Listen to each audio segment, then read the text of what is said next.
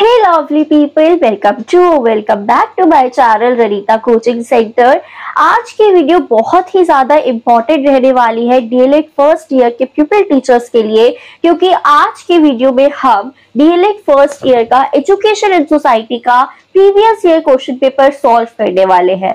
तो अगर आप अपने एग्जाम में अच्छे मार्क्स चाहते हैं तो ये प्रीवियस ईयर क्वेश्चन पेपर बिल्कुल देखिएगा, पूरी वीडियो देखिएगा। क्योंकि इस वीडियो में हम ना सिर्फ क्वेश्चन पेपर देखने वाले हैं, साथ ही साथ हम इसके एग्जाम पैटर्न को देखने वाले हैं और इसको सॉल्व भी करने वाले हैं, ठीक है। और कुछ स्ट्रैटेजीज और ट्रिक्स भी मैं बताऊंगी आपको, जिससे आप अपना आंसर फ्रेम कर सकते हैं। तो बिना किसी देरी के शुरू करते हैं। सबसे पहले हम एग्जाम पैटर्न देख लेते हैं। 3 घंटे का आपके पास पेपर रहेगा ये, और 75 मार्क्स का रहेगा। इसमें आपके पास 4 पार्ट होंगे, पार्ट 1, पार्ट 2, पार्ट 3, पार्ट 4। सारे क्वेश्चंस करने कंपल्सरी है, सारे पार्ट्स करना कंपल्सरी है। पार्ट 1 में आपके पास 10 ऑब्जेक्टिव टाइप क्वेश्चन होंगे, यानी कि 10 एमसीक्यू होंगे, हर एक एमसीक्यू 1 मार्क्स का होगा। पार्ट 2 में आपके पास 5 क्वेश्चंस होंगे असर्शन एंड रीजन के, और हर एक क्वेश्चन आपका 2 मार्क्स का होगा। पार्ट 3 में आपके पास 8 क्वेश्चंस होंगे, उन 8 क्वेश्चन में से आपको 5 क्वेश्चन सॉल्व करने हैं और हर एक क्वेश्चन आपका 3 मार्क्स का होगा। इन क्वेश्चंस को आपको 100 वर्ड्स में सॉल्व करना है। नेक्स्ट पार्ट 4 में आपके पास अगेन 8 क्वेश्चंस होंगे और उनमें से आपको 5 क्वेश्चन सॉल्व करने को रहेंगे, और ये आपका होगा 8 मार्क्स का क्वेश्चन, ठीक है। और आपको इसे 300 वर्ड्स में आंसर करना है। तो बिना किसी देरी के शुरू करते हैं पार्ट 1 को। पार्ट 1 में आपके पास 10 क्वेश्चन एमसीक्यूज रहने वाले हैं, 10 एमसीक्यू रहने वाले हैं।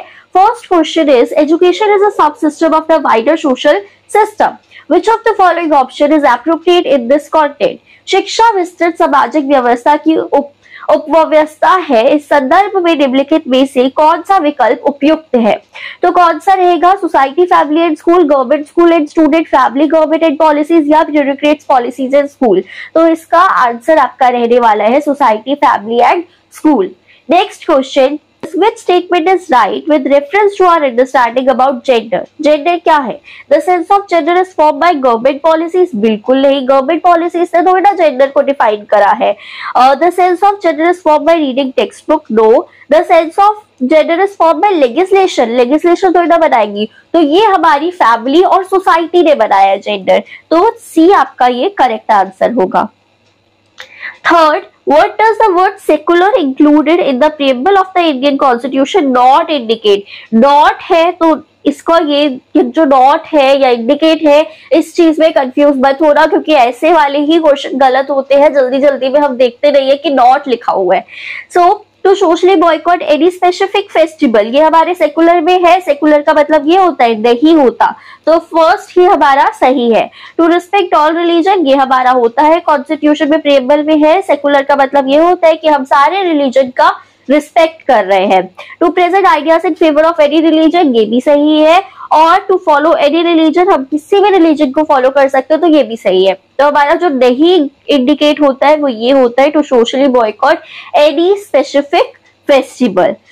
Next question number 4, on which date the Constituent Assembly adopted, enacted and give to ourselves the Constitution? So 26 January 1950, ठीक है, B option is correct.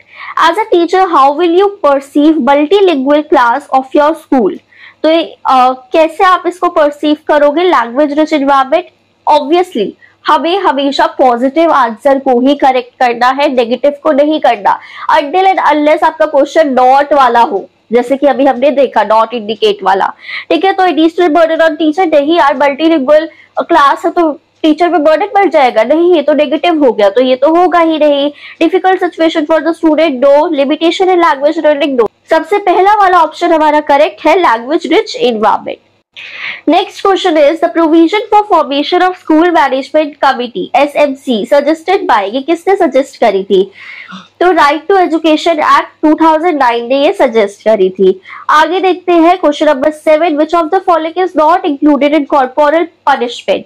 Not बोला है। Calling names and scolding using humiliating adjectives, ये तो हमारा corporal punishment में include होता है, ठीक है, ये इंक्लूड होता है। Phone, injection of anything, for example washing soap, mud, chalk, hot spices, ये भी इंक्लूड होता है। Commenting on academic ability based on caste और कम्युनिटी प्रेजाइड, ये भी इंक्लूड होता है।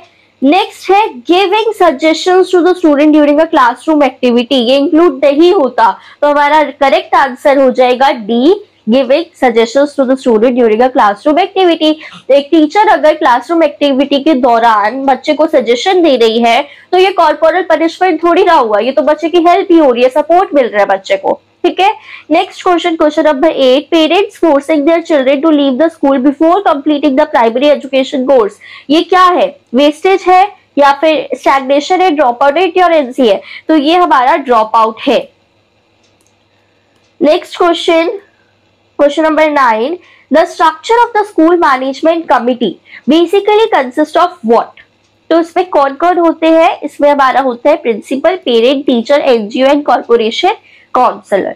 तो सी आंसर जो है वो करेक्ट है।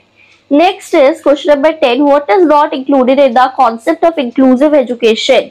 क्या इंक्लूड नहीं है? इंक्लूसिव एजुकेशन नॉट है, ठीक है, नॉट लिखा है, तो ध्यान से इस क्वेश्चन को सॉल्व करेंगे। Building a rapport with the school, तो ये तो होता है इंक्लूसिव एजुकेशन में, ये तो होना चाहिए, रैप होना चाहिए। To teach the brilliant student of the class as per his और हर नीड, यस, बच्चे को उसके नीड के अकॉर्डिंग हमें पढ़ाना चाहिए। Motivating the disabled student to participate in the musical concert, yes, बच्चे को हर एक चीज में पार्टिसिपेट करने के लिए मोटिवेट करना चाहिए। लास्ट है teaching disabled student according to normal teaching methods, no, तो हमारा करेक्ट आंसर होगा डी। हम एक डिसेबल्ड स्टूडेंट को नॉर्मल टीचिंग मेथड से नहीं पढ़ा सकते, बच्चा उस चीज को ग्रैप कर ही नहीं पाएगा और पीछे चला जाएगा एजुकेशन में। तो हमें बच्चे की नीड के अकॉर्डिंग, अगर डिसेबल्ड बच्चा है तो हमें उस बच्चे की नीड के अकॉर्डिंग उस बच्चे को पढ़ाना है। TLMs यूज करने हैं, ऑडियो विजुअल एड्स यूज करने हैं, ये बच्चे को अच्छे से उस चीज का, आपके जो भी आप समझा रहे हो उसका वो कॉन्सेप्ट जो है वो क्लियर रहे। डन। नेक्स्ट आ जाता है हमारा पार्ट 2। पार्ट 2 में जैसे कि हमने देखा है assertion and reason होंगे, 5 assertion and reasons इसमें रहने वाले हैं। हर एक क्वेश्चन जो है वो आपका 2 मार्क्स कैरी करेगा। 11th क्वेश्चन है डाइवर्सिटी एनरिचेस आवर लाइफ, तो ये तो सही है। Celebrating the festival of Eid and Diwali with all the students class of class 5 is good, yes, ये भी अच्छा है, सही है, सही है, तो दोनों ही सही है और आर जो है वो करेक्ट एक्सप्लेनेशन है एजर्शन की, तो ऑप्शन ए जो है वो करेक्ट हो जाएगा। Next question number 12, socialisation is an essential process of development of children, yes, socialise बच्चा जब करेगा तो वो बहुत सारी चीजें सीखेगा, ठीक है, तो ये सही है। रीजन क्या है? Continuously watching reels on smartphone and playing PUBG game by the children is a good indicator of socialisation, no, अगर एक बच्चा स्मार्टफोन में रील्स देख रहा है या PUBG खेल रहा है तो वो एक सोशलाइजेशन का गुड इंडिकेटर है, नो, ये बैड इंडिकेटर है। तो हमारा ए ट्रू है, assertion सही है, बट रीजन जो है वो फॉल्स है, तो करेक्ट आंसर हो जाएगा C, option C.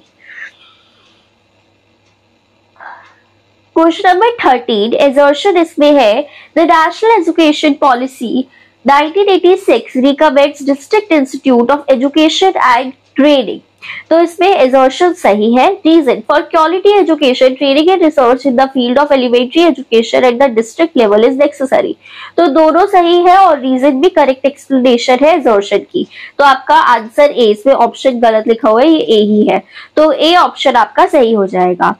14th, the 73rd and 74th amendment in the Indian Constitution are inspired by the thoughts of Gandhi ji, तो ये सही है। For democratic decentralization, it is very important to strengthen the community and gram sabha at village level, yes, तो दोनों ही सही है and ए जो are जो है वो करेक्ट एक्सप्लेनेशन है assertion की। 15th question, having an inclusive classroom is an important component of pedagogical principle, yes, सही है, एक inclusive classroom जो है वो एक important concept होता है, component होता है। रीजन क्या है? it is not possible for the teacher to pay attention to the needs of challenged children in class, ये गलत है। टीचर के लिए पॉसिबल है कि वो हर एक बच्चे के नीड को समझे, ठीक है। इसके लिए हमने अलग अलग चीजें भी इम्प्लीमेंट करी है कि हम अलग अलग TLM का यूज करेंगे, ऑडियो विजुअल एड्स का यूज करेंगे, जिससे टीचर को कोई भी प्रॉब्लम फेस ना करनी पड़े डिसेबल्ड बच्चे को हैंडल करने के लिए। ठीक है, तो A is true but R is false, option C हमारा यहाँ पर करेक्ट हो जाएगा। अब आता है हमारा पार्ट 3, जिससे कि हमारे पास 8 क्वेश्चन रहेंगे और उनमें से आपको 5 क्वेश्चन सॉल्व करने हैं। तो इसको स्टार्ट करने से पहले मैं आपको बता देती हूँ कुछ ट्रिक्स। देखो, जब भी आप आंसर को फ्रेम करें तो आपको आंसर सबसे पहले तो कोशिश करिए कि आप कैसे लिख रहे हैं, पॉइंट्स में लिख रहे हैं। जब आप पॉइंट पे आंसर को लिखेंगे तो वो टीचर के लिए पढ़ना बहुत ही ज्यादा इजी हो जाता है और टीचर को दूर से ही पता चल जाता है कि ये पॉइंट्स है, ठीक है सही करा है, इससे ये पॉइंट्स इंक्लूड करे बच्चे ने, तो टीचर ऐसे ही मार्क्स दे देती है। ठीक है, अच्छे स्कोर कर लेते हो। बट कुछ क्वेश्चंस ऐसे होते हैं जो आप नहीं पॉइंट्स में लिख पाते, तो उन क्वेश्चंस की आपकी फ्रेमिंग बहुत ही अच्छी तरीके से होनी चाहिए। जैसे कि सबसे पहले आपको ओपनिंग करनी है, इंट्रोडक्शन देना है उसमें, उसके बाद आपका बॉडी, मेन बॉडी आएगी। ठीक है, मेन कंटेंट आएगा, जो भी क्वेश्चन में पूछा गया उसका आंसर करेंगे एंड लास्ट में आपको कंक्लूजन लिखना है, यानी कि क्लोजिंग करनी है। ऐसे आपका आंसर रिप्रेजेंटेबल लगता है और टीचर जो है दूर से देखते ही, आंसर शीट को देखते ही पहचान जाते हैं कि इस बच्चे को आता है। ठीक है, तो आंसर फ्रेम करना, आपको कितना आता है कितना नहीं आता ये मैटर नहीं करता, आप आंसर शीट में कैसे लिख रहे हैं, कैसे अपने आंसर को फ्रेम कर रहे हैं, वो मैटर करता है। क्वेश्चन नंबर 16 है हमारा, discuss the factors posing challenges to social and economic inequalities in India. तो देखते हैं इसका answer. Social and economic inequalities in India remain significant challenges despite progress in various sectors। ये तो हमें पता है, inequality जो है सोशली इकोनॉमिकली वो इंडिया में अभी तक चलती है, एक बहुत ही बड़ा चैलेंज है। Several factors continue to deepen these disparities, affecting marginalized groups। इसमें चैलेंज सबसे पहले हमने इंट्रोडक्शन में बता दिया, अब हम बताएंगे मेन बॉडी लिखेंगे। ठीक, so caste discrimination limits access to resources and opportunities for many. Caste discrimination जो है वो बहुत सारे लोगों के लिए रिसोर्सेज और साथ ही साथ अपॉर्चुनिटीज को बहुत ही ज्यादा लिमिट कर देता है, कम कर देता है, स्पेशली गांव के लोगों के लिए। Unequal access to quality education and health care further worsens the gap. और ये जो क्वालिटी एजुकेशन का अनइक्वल एक्सेस होता है, बच्चे को क्वालिटी एजुकेशन नहीं मिलेगी तो बच्चा जो है वो बराबरी नहीं कर पाएगा, ऑब्वियस सी चीज है यार। तो ये चीज जो है वो और ज्यादा डिस्क्रिमिनेशन ला देती है और ज्यादा गैप हो जाता है। एक इकोनॉमिक इनइक्वालिटी जो है वो पॉवर्टी की वजह से हो रही है, अनएम्प्लॉयमेंट की वजह से हो रही है, अनइक्वल वेल्थ डिस्ट्रीब्यूशन जो हो रहा है, अमीर और ज्यादा अमीर होता जा रहा है, गरीब और ज्यादा गरीब होता जा रहा है, इस वजह से और ज्यादा ये डिस्क्रिमिनेशन बढ़ती जा रही है। एडिशनली रीजनल डिफरेंसेस और जेंडर बायस, ये भी पर्टिकुलरली वुमेन्स के लिए भी बहुत ही ज्यादा बायस्ड बिहेवियर रहता है कि लड़के को, घर में एक लड़का है एक लड़की है तो लड़के को एजुकेशन दी जा रही है, लड़की को घर पे खाना बनाना सिखाया जा रहा है, तो ये चीज भी आ रही है। Limited infrastructure in rural areas also contributes to these disparities। Last में हमें लिखना है conclusion। इन inequalities को रिड्यूस करने के लिए इंडिया को पॉलिसीज चाहिए। ठीक है, उनको पॉलिसी चाहिए इंक्लूसिव एजुकेशन के लिए, फेयर जॉब अपॉर्चुनिटीज के लिए और सोशल इक्विटी के लिए सारे सिटीजन्स में, ताकि ये जो गैप है बिटवीन रिच एंड पुअर ये कम हो और ये जो कास्ट डिस्क्रिमिनेशन है ये भी कम हो। Question number 17, why is study of the constitution necessary for the quality of school education? Discuss any 3 points. The study of the constitution is essential for improving the quality of school education as it helps students to understand their rights, duties and the principle of democracy।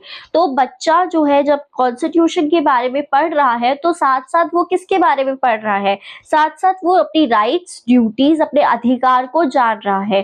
ठीक है, it less the foundation for responsible citizenship and overall development of individual. अब main content इसमें लिखेंगे, 3 points हमसे पूछे गए हैं कि 3 पॉइंट्स कोई भी बताए आप तो सबसे पहले awareness of rights and duties, बच्चे जो है वो अवेयर होगा अपने अधिकार से और ड्यूटी से कि क्या क्या उसे करना है। प्रमोटिंग इक्वालिटी एंड जस्टिस, जब बच्चा डेमोक्रेसी के बारे में, कॉन्स्टिट्यूशन के बारे में पढ़ता है तो उसे इक्वालिटी का मतलब समझ आता है और उसकी इंपॉर्टेंस समझ आती है।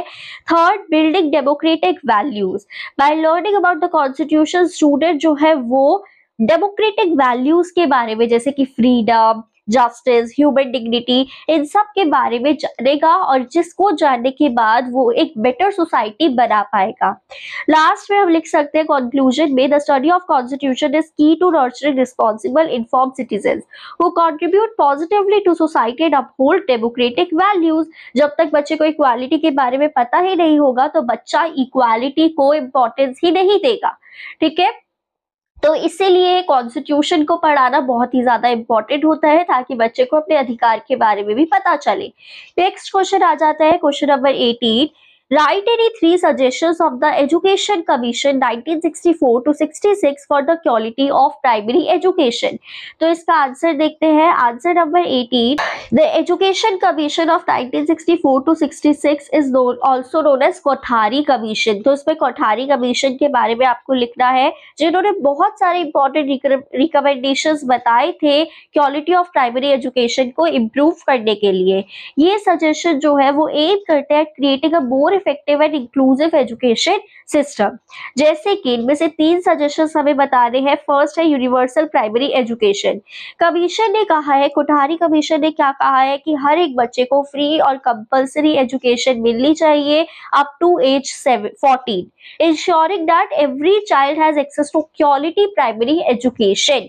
सेकेंड, इम्प्रूव कैरिकुलम और टीचिंग मेथड्स। इम्प्रूव कैरिकुलम होना चाहिए, चाइल्ड सेंटर्ड होना चाहिए, जिसमें बच्चे की प्रैक्टिकल लर्निंग पर, क्रिटिकल थिंकिंग पर फोकस्ड होना चाहिए और बच्चे के स्किल्स, डेवलपमेंट ऑफ स्किल्स पे फोकस होना चाहिए rather than rote memorisation, rather than कि बच्चा रटे चीजों को।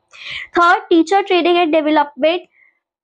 So the commission stressed the importance of regular and effective teacher training to enhance teaching quality, कि regular teacher training होनी चाहिए जिससे teaching quality में improvement हो। तो ये 3 सजेशंस, मतलब बहुत सारे सजेशंस दिए थे, उनमें से आप कोई भी अगर इसके अलावा कोई सजेशंस लिखना चाहते हैं तो आप वो भी मेंशन कर सकते हैं अपने आंसर में। लास्ट में कंक्लूजन में हम लिख देंगे, these recommendations laid the groundwork for improving the quality of primary education in India, focusing on accessibility, curriculum reforms and teacher empowerment to ensure better educational outcomes. Next question, question number 19 is, write any 3 suggestions to increase the enrollment rates of girls at elementary school level. तो देखते हैं इसका answer. Answer number 19, increasing the enrolment rate of girls at elementary school level. ये बहुत ही ज्यादा important है gender equality को प्रमोट करने के लिए और ओवरऑल सोशल डेवलपमेंट के लिए। 3 सजेशंस इसमें हम दे सकते हैं। Provide scholarship and financial support. अगर कुछ पेरेंट्स ऐसे होते हैं कि उनको ऐसा लगता है कि पैसे भरनी पड़ेंगे, फीस भरनी पड़ेगी, तो क्या ही लड़की को भेजना, इसकी तो शादी हो जाएगी कुछ समय बाद। बट अगर बच्चे को, अगर एक गर्ल चाइल्ड को स्कॉलरशिप मिलेगी, फ्री में एजुकेशन मिलेगी, तो पेरेंट्स भी भेजने के लिए इनकार नहीं करेंगे। Second, improved school infrastructure. Safe और एसेसिबल स्कूल होना चाहिए कि सेपरेट टॉयलेट्स हो गर्ल्स और बॉयज दोनों के लिए, तो सेफ एनवायरनमेंट होना चाहिए गर्ल्स के लिए। Third, community awareness and advocacy. Running awareness campaigns जो है, कैंपेस को रन करना चाहिए सो दैट सारी गर्ल चाइल्ड और साथ ही साथ पेरेंट जो है वो अवेयर हुए कि एजुकेशन कितनी ज्यादा इंपॉर्टेंट होती है। लास्ट में, bye implementing the strategies, in strategies को इम्प्लीमेंट करने में तो हम गर्ल्स के एनरोलमेंट रेट्स को इंक्रीज कर सकते हैं एंड प्रमोट कर सकते हैं कि inclusive and equitable education system. Next question है question number 20, what strategy will you adopt as a teacher to support the school education of first generation learners, present any 3 points. Okay, first generation learner है, यानी कि first generation learner का मतलब क्या होता है कि उस बच्चे से पहले उस परिवार में कोई भी नहीं पढ़ा होता, तो वो फर्स्ट जनरेशन लर्नर होता है। इट मींस उसके पेरेंट्स को एजुकेशन की वैल्यू उतनी नहीं होगी जितने एक एजुकेटेड पेरेंट को होगी। So supporting first generation learner who may not have the same educational background or family support require special strategies। उन बच्चे को स्पेशल स्ट्रैटेजी से पढ़ाना चाहिए। एक एज अ टीचर ये बहुत ही ज्यादा इम्पोर्टेंट होता है इंक्लूसिव और सपोर्टिव इन्वायरमेंट अरेंज करने के लिए ऐसे स्टूडेंट्स के लिए। सो 3 स्ट्रैटेजीज इसमें हम कर सकते हैं। क्लियर और सिंपल इंस्ट्रक्शंस बच्चे को प्रोवाइड किए जाए, क्योंकि घर पे जाके उसके पेरेंट्स उसको हेल्प नहीं कर पाएंगे। ठीक है। इंकरेज पेरेंटल इन्वॉल्वमेंट, पेरेंट्स को इन्वॉल्व होने के लिए इंकरेज किया जाए कि बच्चे की पढ़ाई में, प्रोग्रेस रिपोर्ट्स में, उसकी सजेशंस में जो पेरेंट है वो इन्वॉल्व हो। Third, offer extra support and motivation, ऐसे बच्चे को एक्स्ट्रा सपोर्ट प्रोवाइड करना चाहिए और मोटिवेट करना चाहिए ज्यादा से ज्यादा पढ़ाई करने के लिए। सो इन स्ट्रैटेजीज को एडॉप्ट करके टीचर जो है वो इंश्योर कर सकती है फर्स्ट जनरेशन लर्नर्स को कि वो सपोर्टेड फील करे, एम्पावर्ड फील करे और मोटिवेटेड रहे अपनी एजुकेशन जर्नी के लिए।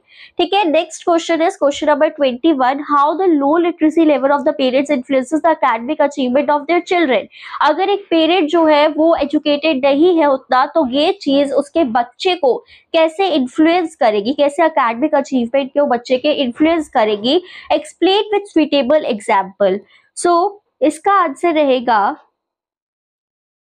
The literacy level of parents plays a crucial role, बहुत ही ज्यादा क्रूशियल रोल प्ले करती है बच्चे के एकेडमिक अचीवमेंट के लिए, क्योंकि लो लिटरेसी लेवल जो होगा वो एक चैलेंज क्रिएट कर देगा बच्चे की एजुकेशन के लिए।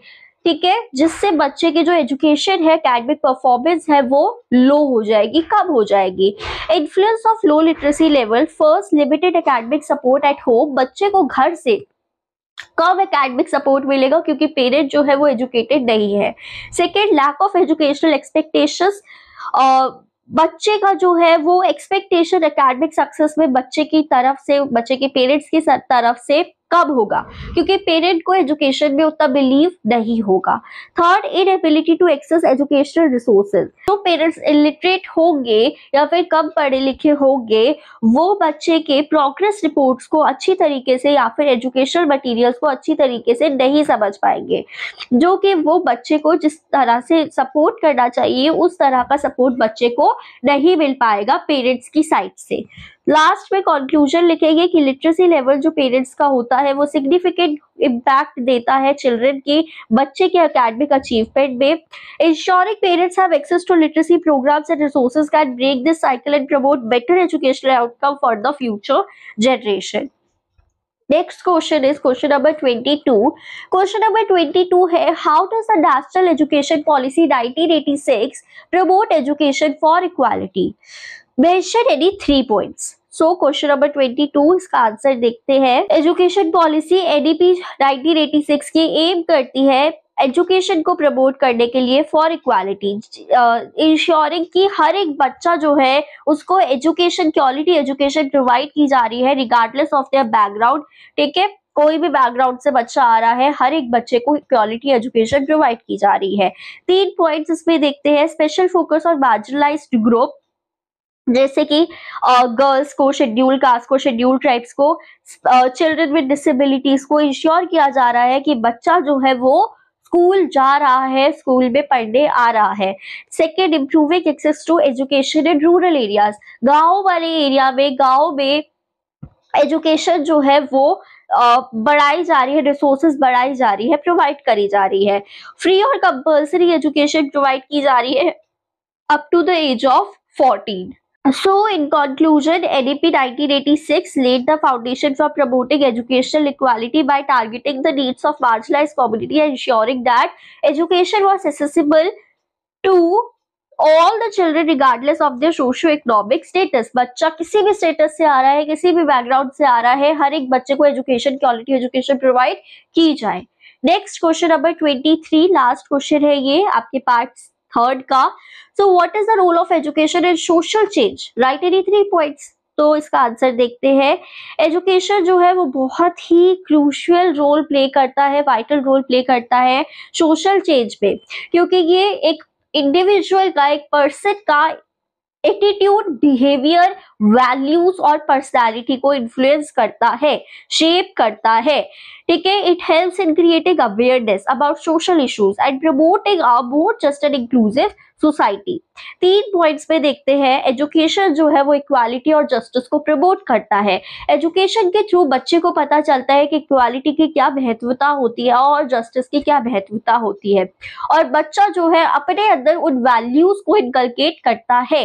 Second, fosters critical thinking. Education के थ्रू बच्चा जो है वो क्रिटिकल थिंकर बनता है और वो बच्चा पॉवर्टी, इनइक्वालिटी, करप्शन, इन सब चीजों के बारे में भी सोचता है।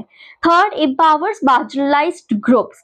जब हम नॉलेज और स्किल्स प्रोवाइड करते हैं तो एजुकेशन हेल्प करती है मार्जिनलाइज्ड ग्रुप को, जिसमें कि वुमेन और माइनॉरिटीज जैसे कि SC ST और शेड्यूल कास्ट्स को या उनके सोशली और इकोनॉमिक स्टेटस को इम्प्रूव करने के लिए, जिससे कि हमारी एक इंक्लूसिव सोसाइटी फॉर्म होती है, बनती है। इन कंक्लूजन, एजुकेशन बहुत ही एक पावरफुल टूल है सोशल चेंज के लिए, जो कि हेल्प करता है बैरियर्स को ब्रेक करने के लिए और इक्वालिटी को प्रमोट करता है, जस्टिस को प्रमोट करता है, जिससे कि एक जस्ट और प्रोग्रेसिव सोसाइटी बने। So this is all about part C. अब आ जाओ पार्ट डी पे, पार्ट 4 पे, लास्ट पार्ट। इसमें भी हमारे 8 क्वेश्चन रहेंगे, जिसमें से आपको 5 क्वेश्चन के आंसर करने हैं। मैं सारे क्वेश्चंस करवा रही हूँ सो दैट कोई भी क्वेश्चन आए तो आपको पता हो कि आंसर कैसे फ्रेम करना है। Question number 24, you are given a class 5 as a primary teacher where students of different castes, classes, religious and genders are present. Do you consider this diverse nature of the class as a challenge or as a celebration? Explain any 4 points in favor of your answer. So as a primary teacher, एक class जिसमें कि different castes, classes और genders बच्चे हैं, ठीक है, तो हम इसको एक चैलेंज की तरह लेंगे या फिर सेलिब्रेशन की तरह लेंगे। तो ये दोनों की तरह हम लेके देखते हैं, चैलेंज की तरह लेके भी देखते हैं और सेलिब्रेशन की तरह भी लेके देखते हैं। लेकिन आपको ज्यादा ध्यान सेलिब्रेशन की तरफ डालना है अपने आंसर में, क्योंकि ये क्या करती है, अपॉर्चुनिटी देती है to enrich the learning experience for all students. Embracing diversity helps foster a more inclusive and respectful classroom environment where students learn to appreciate differences. 4 points देखते हैं फेवर में। Promotes tolerance and respect. तो जो inclusive classroom होती है जिसमें अलग अलग तरह के बच्चे, अलग अलग कास्ट के हैं, रिलीजन के हैं, जेंडर के हैं, तो वहां पर टॉलरेंस जो है वो प्रमोट करी जाती है और बच्चे के अंदर रिस्पेक्ट की भावना एक दूसरे के प्रति आती है। Next, enhances learning. जब डाइवर्सिटी होगी, हर एक बच्चा जो है अलग बैकग्राउंड से आ रहा है, सबके अलग अलग एक्सपीरियंसेस है, सबके अलग अलग पॉइंट ऑफ व्यू है, पर्सपेक्टिव है, तो वहां पर ज्यादा इनरिच लर्निंग होगी, क्योंकि डिस्कशन जो है वो ऐसी होगी कि हर एक बच्चे का अलग अलग एक्सपीरियंस होगा। Third, prepare students for the real world, कि रियल वर्ल्ड में कितने अलग अलग लोग होते हैं, कितने तरीके के लोग होते हैं, अलग अलग बैकग्राउंड से बिलोंग करते हैं, तो ये चीज जो है बच्चा स्कूल से ही सीखना शुरू कर देता है। Next, encourage social harmony. Diversity जो है वो सोशल हार्मनी को प्रमोट करती है और क्लासरूम में अगर बच्चा इस चीज को सीख जाए तो वो सोसाइटी के साथ अच्छे से बिहेव करना, अच्छे से साथ में रहना सीख जाता है। तो कंक्लूजन में हम लिख सकते हैं, I see the diverse nature of my class as a celebration rather than a challenge. It offers numerous opportunity. अलग अलग बहुत सारी अपॉर्चुनिटीज ये ऑफर करती है ग्रोथ के लिए, लर्निंग के लिए और पर्सनल डेवलपमेंट के लिए भी. ठीक है. Question number 25 is write about any 2 societal challenges of your society which negatively influences the school education system. तो इसका आंसर देखते हैं. मैंने इसमें पॉवर्टी एंड जेंडर इनइक्वालिटी डाला है. अगर आपके माइंड में कोई और अनएम्प्लॉयमेंट या कोई और पॉइंट हो तो आप उसमें इंक्लूड कर सकते हैं, कोई भी ऐसा इशू नहीं है. सो हमारी सोसाइटी जो है वो अलग अलग सेवरल चैलेंजेस जो है वो फेस करती है, जो कि हमारे एजुकेशन सिस्टम को इम्पैक्ट करता है. Effective students ability to receive quality schooling. 2 major societal challenges है, पॉवर्टी यानी कि गरीबी और जेंडर इनइक्वालिटी. ये नेगेटिवली इन्फ्लुएंस कर रही है स्कूल एजुकेशन के सिस्टम को, जिसकी वजह से बहुत सारे बच्चे जो है वो एजुकेशन को नहीं ले पा रहे हैं. सबसे पहले है पॉवर्टी. पॉवर्टी बहुत ही बड़ा चैलेंज है जो कि बहुत नेगेटिवली इम्पैक्ट कर रही है एजुकेशन सिस्टम को. जो बच्चे लो इनकम फैमिली से बिलोंग करते हैं, वो सफर करते हैं कि वो स्कूल सप्लाईज, यूनिफॉर्म्स और ट्रांसपोर्टेशन को अफोर्ड ना कर पाए। ठीक है, वो नहीं कर पाते अफोर्ड, और इस वजह से वो एजुकेशन नहीं ले पाते हैं। In some cases they may have to work to support their families, और कुछ केसेस में बच्चों को काम भी करना पड़ता है अपनी फैमिली को सपोर्ट करने के लिए। तो उस केसेस में बच्चे जो है वो काम पर जाते हैं rather than attending school. So this not only reduces enrolment rates, तो ये ना सिर्फ एनरोलमेंट रेट को रिड्यूस करता है बट ड्रॉप आउट रेट्स को इंक्रीज भी करता है। Lack of financial resources affects the ability to receive a proper education, जो कि लो एकेडमिक परफॉर्मेंस में और लिमिटेड फ्यूचर अपॉर्चुनिटी को लीड कर देता है। तो ये बहुत ही बड़ा मेजर सोसाइटल चैलेंज है पॉवर्टी, जिसकी वजह से आगे बच्चा अनएम्प्लॉयमेंट का भी शिकार हो जाता है और अपॉर्चुनिटी उसके पास बहुत ही कम होती है। Second, gender inequality. Gender inequality में देखो बहुत सारे पार्ट्स है वर्ल्ड के, स्पेशली रूरल एरियाज ऐसे हैं जहां पर गर्ल्स को डिस्करेज करा जाता है, या फिर बच्चे को, गर्ल चाइल्ड को स्कूल नहीं भेजा जाता, लड़कियों को स्कूल नहीं भेजा जाता है पढ़ने के लिए ट्रेडिशनल बिलीफ की वजह से, या फिर उनका ऐसा माना जाता है कि वो क्या करेंगी पढ़ के, उनको घर पर बिठाओ, ठीक है, उनको स्कूल नहीं भेजना चाहिए, उनकी तो कुछ समय बाद शादी हो जाएगी, कुछ सालों बाद। तो ये चीज़ बहुत ही गलत है, जेंडर इनइक्वालिटी बहुत ही ज़्यादा गलत है, जिसकी वजह से जेंडर गैप आ रहा है एजुकेशन में, जहाँ पर गर्ल्स जो है उनके पास बहुत ही कम अपॉर्चुनिटी है सीखने के लिए, कुछ लर्न करने के लिए, जिसकी वजह से लो लिटरेसी रेट हो रही है। और कुछ वुमेन ही है जो कि वर्कफोर्स में है, यानी कि जो कि काम करती है। जेंडर डिस्क्रिमिनेशन इफेक्ट करती है क्वालिटी ऑफ एजुकेशन को भी girls receive as they may have stereotypes और बी गिवन फ्यूअर रिसोर्सेज, ठीक है, that compare to that of boys. Next है कंक्लूजन में हम लिख देंगे कि सोसाइटल चैलेंजेस जैसे कि पॉवर्टी और gender inequality profound negative impact on the school education system. तो इस एजुकेशन सिस्टम को इम्प्रूव करने के लिए हमें एड्रेस करना पड़ेगा, कुछ पॉलिसीज लानी पड़ेगी पॉवर्टी को, इक्वालिटी को पॉवर्टी को कम करने के लिए और इक्वालिटी को इम्प्रूव करने के लिए, providing special financial support for the disadvantaged families and create an environment where every child, regardless of gender, can access quality education. Now next question is question number 26. Mention any 8 recommendations of the Right to Education Act 2009. इसकी पूरी मैंने video बना रखी है, आप जाके देख सकते हैं, मैं डिस्क्रिप्शन में लिंक डाल दूंगी। सो आंसर देखते हैं। Right to education act RTE act 2009 एक लैंडमार्क लेजिस्लेशन है जो कि एम करता है कि हर एक बच्चे को education, free and compulsory education मिले।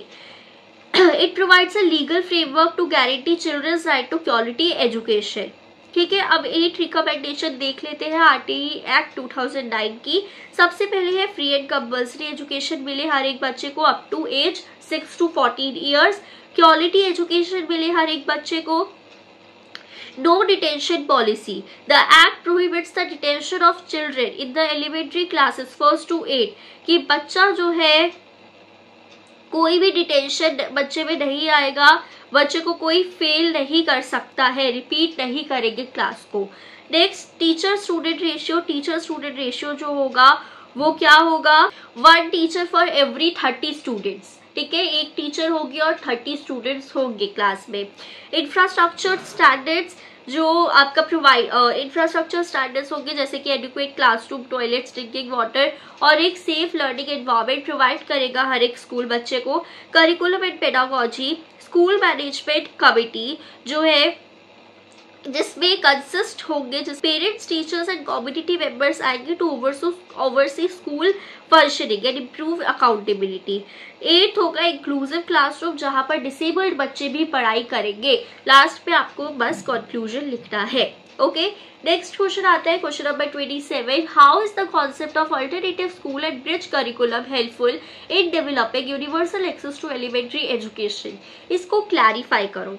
The concept of alternative schools and bridge curriculum ये बहुत ही सिग्निफिकेंट रोल प्ले करता है universal access to elementary education को प्रमोट करने के लिए।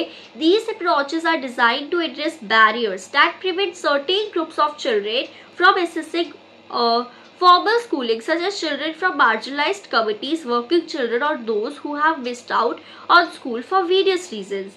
How they are helpful, ये कैसे हेल्पफुल है, अल्टरनेटिव स्कूल जो है या फिर ब्रिज करिकुलम कैसे हेल्पफुल है.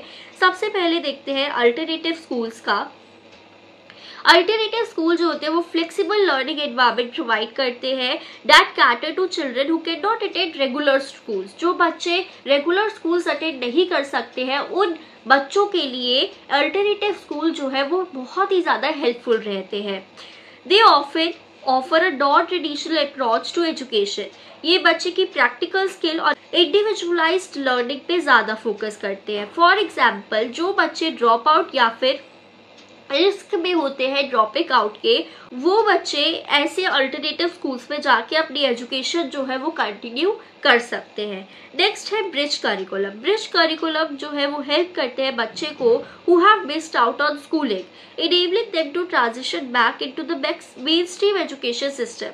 ये टेम्पररी होता है, फोकस्ड करिकुलम होता है that address the key subject and skills that these children need to catch up on quickly.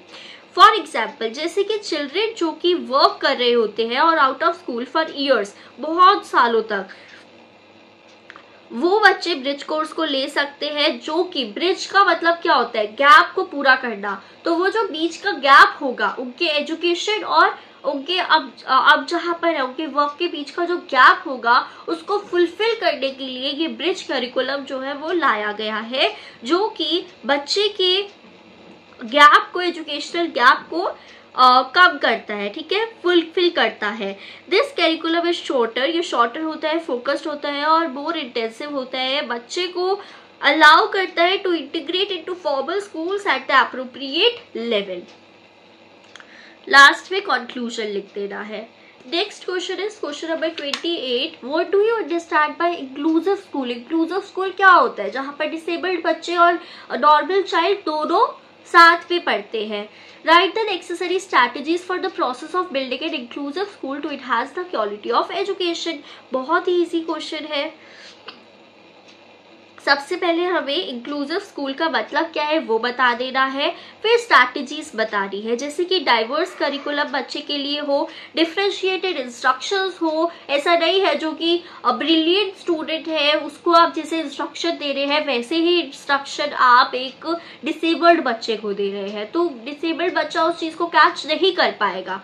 Next, teacher training होनी चाहिए, सपोर्ट सिस्टम होना चाहिए, fostering a positive school culture और पेरेंटल कम्युनिटी इन्वॉल्वमेंट होनी चाहिए. Last में आपको बस लिख देना है कंक्लूजन. देखो, बहुत ही इजी तरीके से आप क्वेश्चन को, आंसर को फ्रेम कर सकते हैं. बिल्कुल भी मुश्किल नहीं है, इस चीज को डिफिकल्ट मत मानिए, कुछ भी डिफिकल्ट नहीं है. बट बिल्कुल ध्यान से आपको वो पॉइंट्स लिखने हैं जो कि आपको लगता है कि मैटर करते हैं. ठीक है, तो वो पॉइंट्स को आपको अच्छे से अपने आंसर में लिखना है और फिर अपने आंसर को फ्रेम करना है एक सही तरीके में. Next question, question number 29.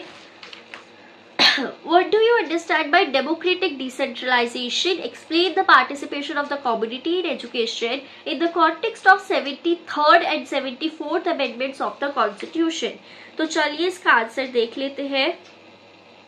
सबसे पहले वही हमें बताना है कि डेमोक्रेटिक डिसेंट्रलाइजेशन क्या होता है, फिर पार्टिसिपेशन बताना है हमें 73rd और 74th अमेंडमेंट की. कि 73rd अमेंडमेंट में हमें पता है हमारे पंचायत आए हैं, तो उसके बारे में कुछ आपको लिख देना है. और फिर 74th अमेंडमेंट है, उसमें हमें पता है 74th अमेंडमेंट में म्यूनिसिपैलिटीज आती है, उसके बारे में भी आपको कुछ लिख देना है. पंचायत आपके गांव में होते हैं, म्यूनिसिपैलिटीज आपके शहर में होती है. फिर लास्ट में आपको कंक्लूजन में लिख देना है, कंक्लूड कर देना है. बस बहुत इजी है, आप इसको पढ़ लीजिएगा एक बार फिर भी. नेक्स्ट क्वेश्चन है question number 30. The context of the school experience programme. ये आपसे एससीपी के क्वेश्चन भी पूछ सकता है कि आपके स्कूल एक्सपीरियंस प्रोग्राम में कौन सी 4 प्रॉब्लम आपने फेस करी है related to enrolment and attendance of students in primary education. तो इसका आंसर देख लेते हैं. इरेगुलर, सबसे पहले वही इंट्रोडक्शन लिखना है आपने, फिर उसके बाद आप लिख सकते हैं 4 problems.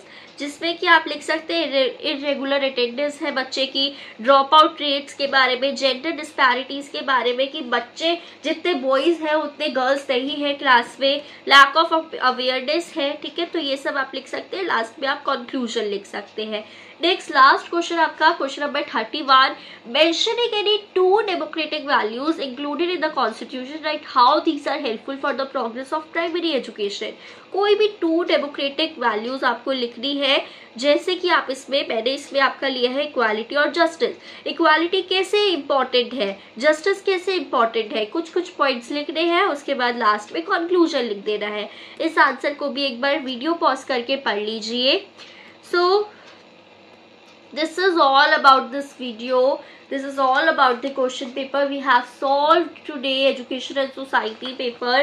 So if you like this video and you found this video helpful, then like, comment and subscribe the channel, क्योंकि मैं इस चैनल पर, रनीता कोचिंग सेंटर के चैनल पर आपका सिर्फ एजुकेशन सोसाइटी का नहीं, सारी सब्जेक्ट्स का previous year question paper solve करवाने वाली हूँ। साथ ही साथ अगर मुझे लगा कि रिस्पॉन्स अच्छा आ रहा है आप लोगों की साइड से, तो मैं वन शॉट भी प्रोवाइड करने वाली हूँ आपको हर एक सब्जेक्ट का, ठीक है। जैसे कि एजुकेशन एंड सोसाइटी है तो उसका स्टार्टिंग से लेकर एंड तक एक ही वीडियो में आप एग्जाम से पहले रिवाइज कर सकते हैं उस वीडियो को देख के। तो अगर आप लोगों का रिस्पॉन्स अच्छा रहता है, अगर मुझे लगता है कि सब्सक्राइबर्स बढ़ रहे हैं, लाइक अच्छे आ रहे हैं, व्यूज अच्छे आ रहे हैं, तो मैं वीडियोस प्रोवाइड जरूर करूंगी, क्योंकि आई नो इंग्लिश मीडियम के बच्चे के लिए, इंग्लिश मीडियम के प्यूपिल टीचर्स के लिए बिल्कुल भी कंटेंट अवेलेबल नहीं है। और सो चैनल को सब्सक्राइब कर दीजिए और साथ ही साथ अपने फ्रेंड्स के साथ शेयर करिए, सो दैट सब्सक्राइबर्स बढ़े और वन शॉट प्रोवाइड मैं करूं। So I will meet you in next video. तब तक के लिए बाय बाय।